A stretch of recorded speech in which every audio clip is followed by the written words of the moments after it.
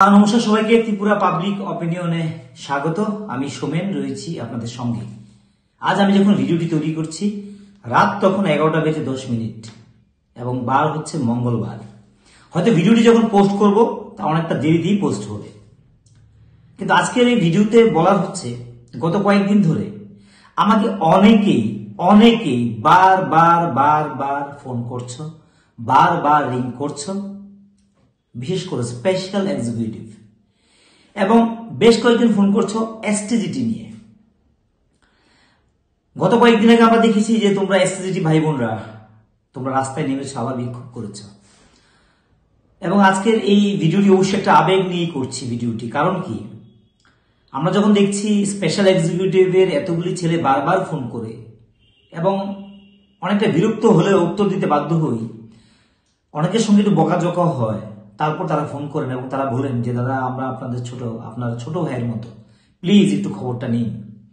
আসলে আমরা যখন আবার বলি যে চাকরিটা হয়তো হয়ে যাবে, বেশি দেরি নেই, বেশি দিন নেই, স্পেশাল এক্সিকিউটিভের কথা বলছি, তখন তাদের মধ্যে একটা দুশ্চিন্তা হয়তো বাসা বাঁধে মাথার মধ্যে যে এই যে হচ্ছে করে বারবার সময়টা পরিবর্তিত হচ্ছে, তাদের ভাগ্য থেকে চাকরিটা আবার অন্য কোনো দিকে না চলে যায়।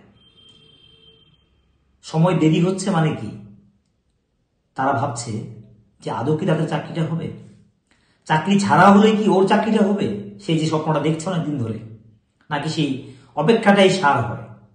আমরা অনেক সময় বলছি যে দেরি হচ্ছে মানে এখান থেকে পরিবর্তন হতেই পারে, কারণ এগুলি মেশিন করবে না, মানুষ দ্বারাই তৈরি হবে। এখন চাকরিটা কিভাবে হবে সেই বিষয়ে যাচ্ছি না, কিন্তু দেরিটা হচ্ছে। আবারও বলছি, আজকে দিন অব্দিও মঙ্গলবার যখন 11টা 15 বেজে গেছে, এখন পুজোর আগে একটা আলোচনা শুনেছি, কিন্তু বারবার যখন ডেটটা পরিবর্তন হয়, এমন তো হয়নি যে কথা বলেছি এর মাঝখানে আমরা বলেছি 3 মাস হবে না, হঠাৎ করে পরদিন দিয়ে দিল, তোমরা বললে যে আপনি তো কিছুই জানেন না।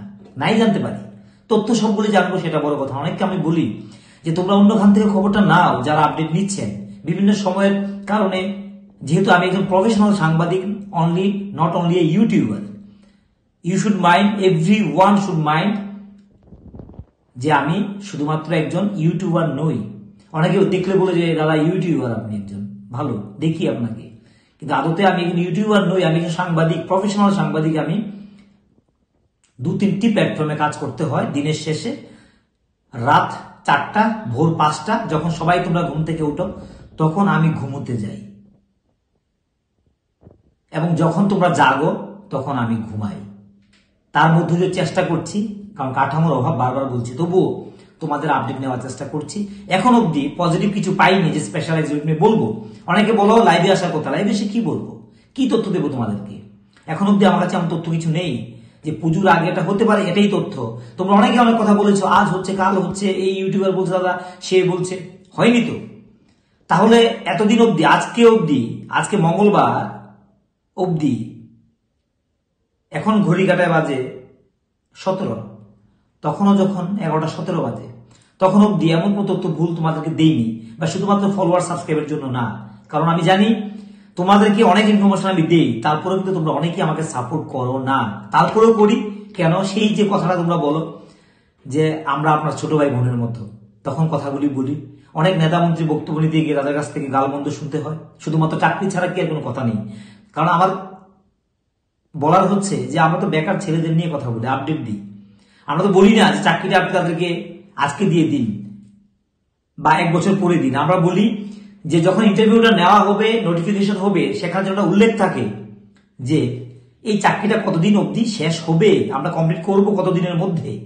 এবার যদি পছন্দ হয় চাকরি প্রত্যাশীরা ইন্টারভিউ দেবে, না হলে দেবে না।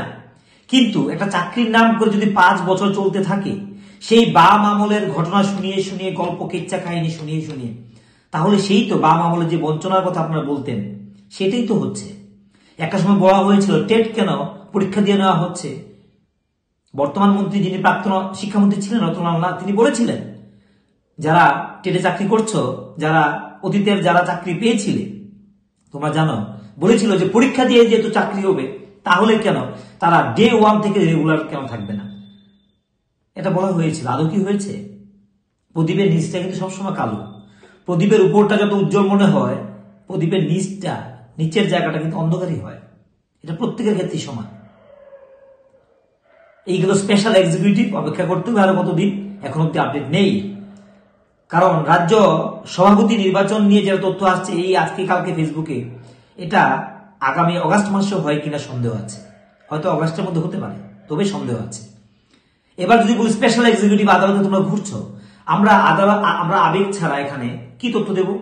আদালত রয়েছে, মন্ত্রীকে ফোন জিজ্ঞাসা করলে তাদের বক্তব্য আমরা শোনাতে পারি না। তারা বলছেন অপেক্ষা করতে হবে, এটা আদালতের ব্যাপার। আমরা নতুন করে পরীক্ষা নেব, 700 পোস্ট ক্রিয়েট করেছি, পরীক্ষা হবে, ফর্ম ফিল আপ তারা করবে, আগামী দিন আমরা নেব। এই কথাগুলো ফ্রেশ নেওয়া হবে বলছে। আমরা জিজ্ঞাসা করছি, এর বেশি আমরা কিছু করতে পারছি না তোমাদের জন্য এই মুহূর্তে। ফায়ার সার্ভিস নিয়ে তোমরা অনেক আপডেট তোমরা নিজেরা রাখো, স্পেশাল এক্সিকিউটিভ জেল পুলিশ নিয়ে তোমরা বলছো জেল পুলিশ ইতিমধ্যে হয়ে যাবে, শান্তনা ম্যাডাম বলেছে নাকি। এটাও আরো কত দিনের ব্যাপার ঈশ্বর জানে। তো যাই হোক, এখান থেকে বলার একটাই হচ্ছে, তোমরা তোমাদের চেষ্টা করছো এবং যারা ইন্টারভিউ দিয়েছো অন্য ক্ষেত্রে তোমরা চেষ্টা করো, আমরা আপডেট নেওয়ার চেষ্টা করছি। এবং অনেকদিন ধরে যখন এইগুলি নিয়ে কথা বলছি, জিআরডি নিয়ে আমার একটা এজেন্ডা ছিল, এটা নিয়ে শুরু ছিল, বলেছিলাম এটা শেষ করলে আমি এখানে চাকরি বিষয়গুলো নিয়ে কথা বলা শেষ করে দেব। তারপরে এক এক করে যুক্ত হয়ে যাচ্ছে। এবং অবশ্যই আমার এই প্ল্যাটফর্মটা হচ্ছে পলিটিক্যাল নিউজ ইনফরমেশন, সঙ্গে চাকরি, শুধু চাকরি কিন্তু না। অতএব তোমরা বুঝতে পারছো, তোমাদের কথা মাথায় থাকে, কিন্তু তারপরেও কিছু বলার নেই। কারণ তোমরা বারবার যখন প্রশ্ন করতে পারো, আমরা কিন্তু কাউকে বারবার প্রশ্ন করতে পারি না। একজন মুখ্যমন্ত্রীকে বারবার প্রশ্ন করতে পারি না। স্পেশাল এক্সিকিউটিভ প্রশ্ন করেছি, এখন তোমরা দেখেছো, শুনেছো ভিডিওটা। এখন 1,80,000 মানুষ দেখেছে ভিডিওটা। রাস্তা বেরোলে বলছে যে আপনি তো জিজ্ঞাসা করেছেন, আপনি আপনার কাজ করেছেন, আর কি করবেন। এখন সরকার তার জিনিস পলিসিগত ভাবে তারা কি সিদ্ধান্ত নিয়ে রেখেছে সেটা অবশ্যই তারা ভালো জানেন। এবং আমার কাছে যতটুকু আপডেট এখন অব্দি আছে, পুজোর আগে একটা সম্ভাবনা আছে বলতে পারি। তারপরেও আবারও যখন একটা আপডেট পাবো তখন অবশ্যই লাইভে আসবো। বারবার তোমাদেরকে আমাকে ফোন করতে হবে না, এটাই বলতে পারি। যাই হোক, আজকের জন্য এখানে রাখছি। এসটিজিটি ভাই বোনরা, তোমরা বিক্ষোভ প্রদর্শন করছো, যাচ্ছ, এটা ঝুলে আছে বুঝতে পারছি। আমি জানি না এটা কোনো প্রতিহিংসামূলক ভাবে এটাকে ফেলে রাখা হচ্ছে কিনা, নাকি আদালতের কারণে এটা পড়ে রয়েছে, আদালতে এটা বিচারাধীন বা আদালতের এটার মধ্যে রয়েছে। এখানে খুব বেশি কঠোর ভাবে কোনো শব্দ প্রয়োগ করার সুযোগ এখানে নেই। তো আমরা এখান থেকে সরকারকে যদি কেউ আমাদেরকে দেখে থাকেন, অবশ্যই বলবো এসটিজিটি তারা অনেকটা পানিশমেন্ট পেয়েছে, আমরা বলবো পানিশমেন্টই বলবো। তারা ইন্টারভিউ দিয়ে টিকে তারা পানিশমেন্ট পাচ্ছে। হয়তো এটা তারা টিকেছে কিনা সবাই আমরা জানি না, তবে যারা প্রত্যাশী, যারা অনেকেই জানেন যে হয়তো তারা টিকে গেছেন, তারা পরীক্ষা দিয়েছেন। যেহেতু একটা ওএমআর শিটের যে অ্যান্সার শিট বের হয়, ফাইনালি লিস্ট বের হয়, একটা অ্যান্সার শিট বের হয়, সেখান থেকে পরিষ্কার বোঝা যায় কারা টিকতে পারেন, কি আসে বিষয়। তারপর যেহেতু এটা মেরিট লিস্ট হিসেবে হবে, এখানে টেটের মতো না যে মার্কসটা পেলেই আপনি পেয়ে যাবেন। এখানে মেধার তালিকা অনুসারে, নম্বর অনুসারে এখানে হবে সবকিছু মিলিয়ে। আপাতত বলা বড় কঠিন যে আপনারা কে পাবেন কে পাবেন না, কিন্তু আপনারা তো একটা সফটওয়্যার জগতে রয়ে গেছেন যে আমরা পেতে পারি, এখানে আমি পাবো, এখানে প্রত্যাশী। সেই জায়গা থেকে সমস্যা তৈরি হচ্ছে, আপনাদের অন্য কিছু করতে ভালো লাগে না। কিন্তু আমাদের কি করার আছে? কিচ্ছু করার নেই, এটাই বলবো। এবং অসহায় বলতে পারি এই বিষয়টা নিয়ে, এর বেশি কিছু বলার নেই। সবাই ভালো থাকেন, সবাই সুস্থ থাকেন, অবশ্যই আমাদের সঙ্গে থাকেন।